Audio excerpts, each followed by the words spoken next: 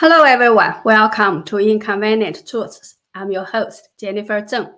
Recently, one issue has been very hot, not only in China, but outside of China too. That is, home buyers are boycotting their mortgages on unfinished projects.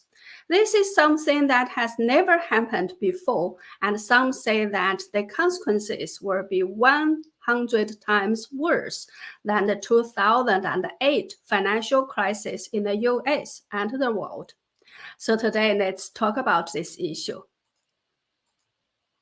On July 12th, home buyers of a project in Chongqing City posted an announcement online saying that they would collectively stop paying mortgages on an unfinished project called Furong Mansion. They said they had already paid as much as 2 billion yuan for 1,552 units sold from July 2019 to May 2021, but the construction has been paused since July last year, so they decided to stop paying the mortgage. This is a similar announcement posted also on July 12th about another project in Chongqing City called Sunny City. The home buyers said the construction had stopped in October last year, and the funds they already paid for the project were nowhere to be found. If the construction was not resumed by July 20th, they would stop paying the mortgage. And then, within only 24 hours, on July 13th, home buyers of 84 projects all published similar announcement, and this new mortgage boycott movement now spread all over China. Now, the projects involved have exceeded 300, and this puts as much as 350 billion US dollars in payments at risk. This is not a small number in any case. And the home buyers not only acted online, but also appeared in the real world to protest. Let's watch a short video first.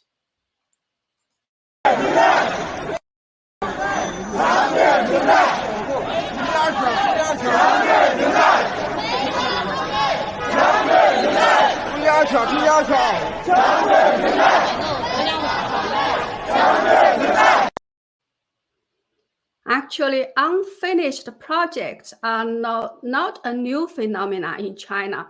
They have a very vivid name in Chinese called 烂尾楼, which means rotten tail building.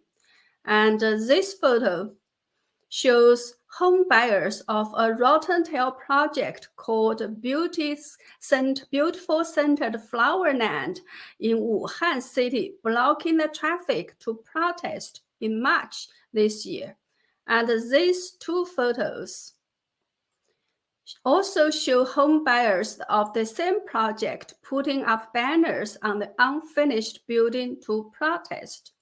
And this is a table of how many rotten tail projects each city has. So by 2021, in the 24 cities on this table, unfinished units have reached as many as 1 billion plus, and the finished construction areas and units only accounted for 10% and 9% of the total. Now, let's talk about why the consequences of this mortgage boycott could be 100 times worse than the 2008 financial crisis in the US and the world.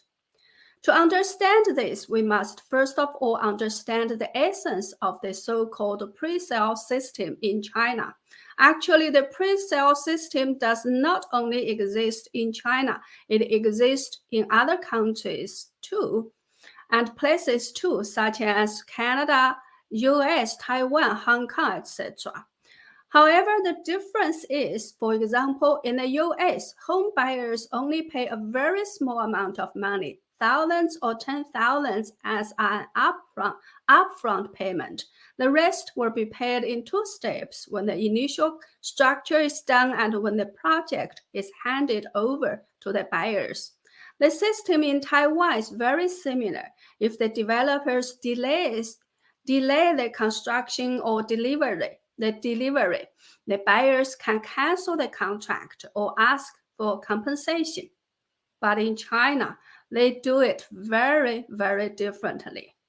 The pre-sale system in China was first introduced in 1983 in Shenzhen City. In 1994, China's urban real estate management law formally established the pre-sale system of commercial properties, and the law went into effect on January 1st, 1995.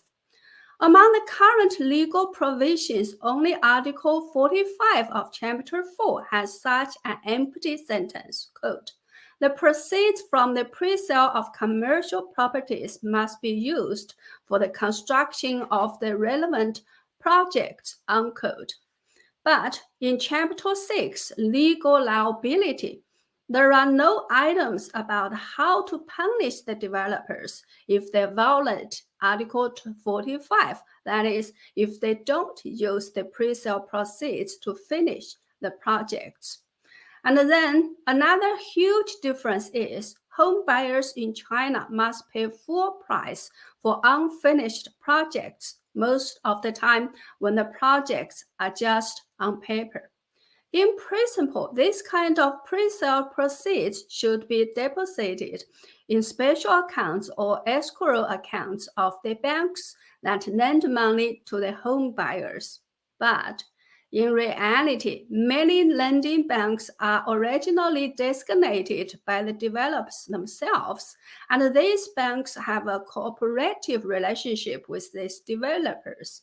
And at the same time, normally, local authorities also have supervisory responsibility and cannot allow real estate companies to take mortgage funds away and use them as they see fit according to their own financial needs. However, China's central government and the legislature have abandoned the option of imposing uniform decrees and tighter regulation, leaving local authorities to their own devices.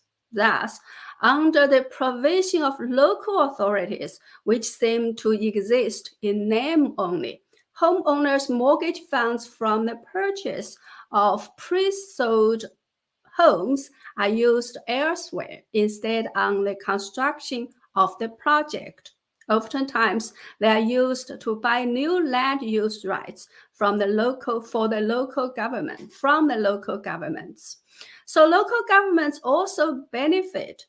As a matter of fact, in recent years, nearly 60% of the land use right sales come from the mortgage funds of those pre-sale units. In other words, mortgage money has become the source of land use revenue for local government. In this case, why do the local government want to play the role of supervision or regulator? So, in reality, the mortgage funds are not parked in escrow accounts, but transferred to the developers directly. Sometimes even all the funds are transferred to the developers. In this instance, we can say that the banks, local governments, and the developers work together to deceive or take advantage of home buyers. Where has the home buyers' money gone? It has become part of the financial revenues of local governments.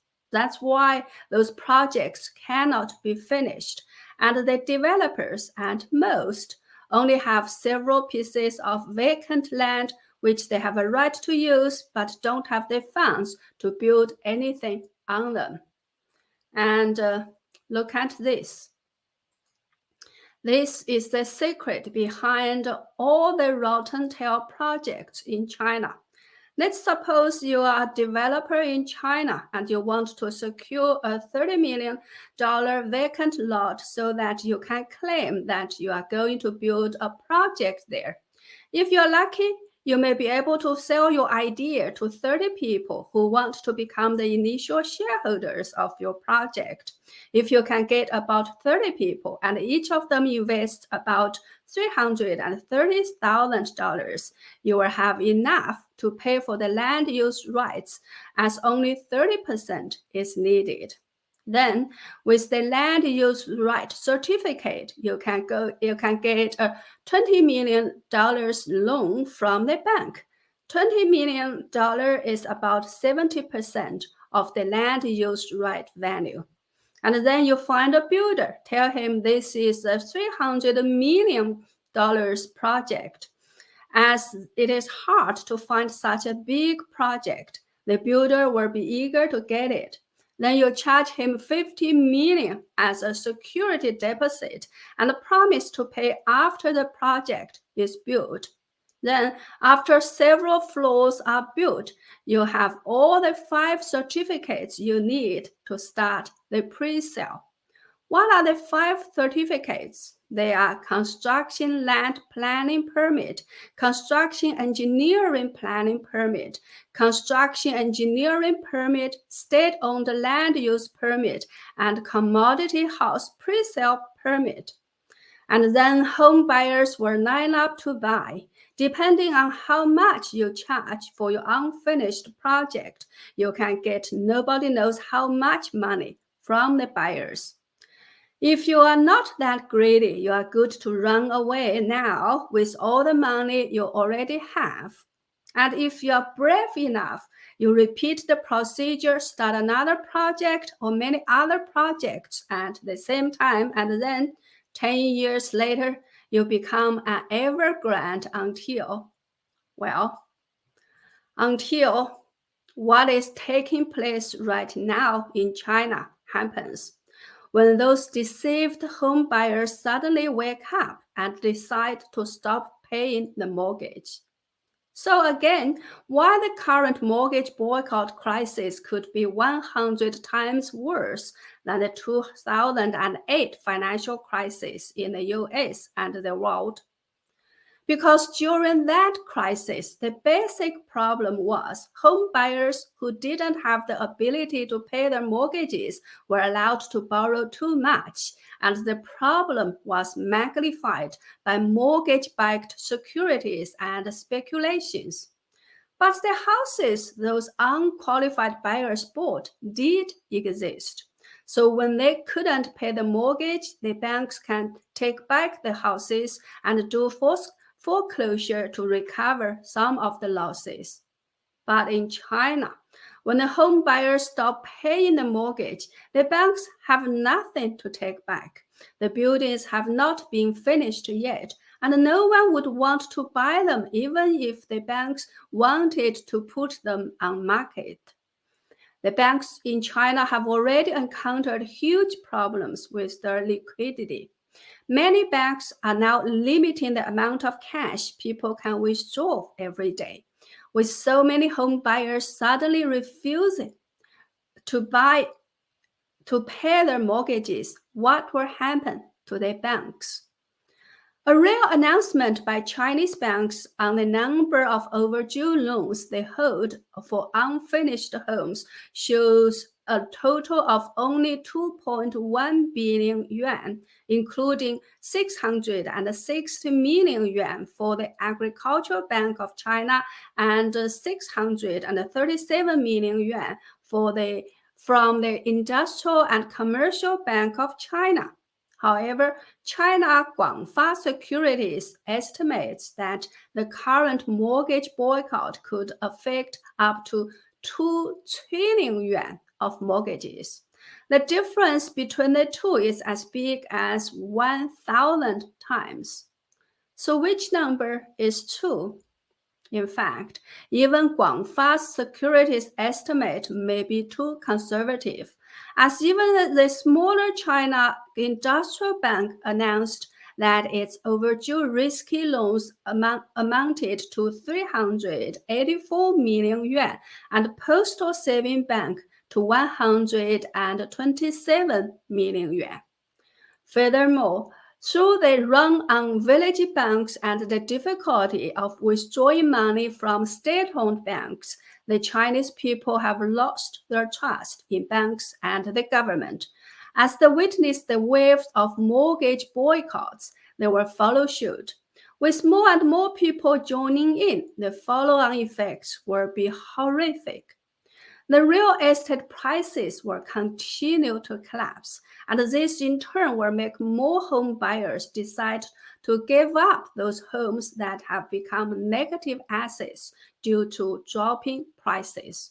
This collapsing will grow like a snowball and will inevitably become one of the biggest risks to China's financial system. Remember, the real estate market has brought about 20% of China's GDP and 50% of the local government's fiscal revenue, and 70% of Chinese households' assets are tied up in the real estate market. If this market collapses, what does it mean for the Chinese financial market and the Chinese economy? Well, that's all for today. Thank you so much for watching. If you like my content, please spread my channel and videos, or go to my website at jenniferzengblog.com. Sign up for a membership or make a donation to show your support. Thank you. See you next time.